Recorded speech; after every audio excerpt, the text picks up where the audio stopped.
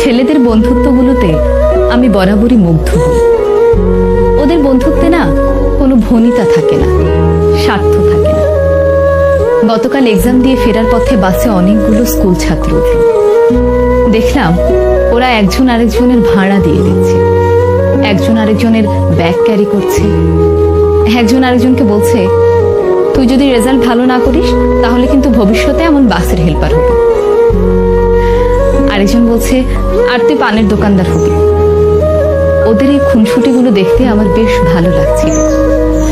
আমি জানি না সামনের কিছু বছর পর ওরা কে কোথায় থাকবে, কার জীবনের মোড় কোন দিকে ঘুরে যাবে।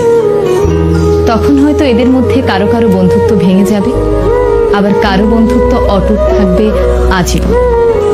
তবে ওদের এখনকার যে বন্ডিংটা, এটা দেখে আমার খুব ভালো লাগলো। ওরাও হয়তো একটা সময় পর এই সময়টাকে অনেক মিস করবে। তবে যে যাই বলুক না কেন, ছেলেদের বন্ধুত্বগুলো অদ্ভুত রকমের সুন্দর হয়।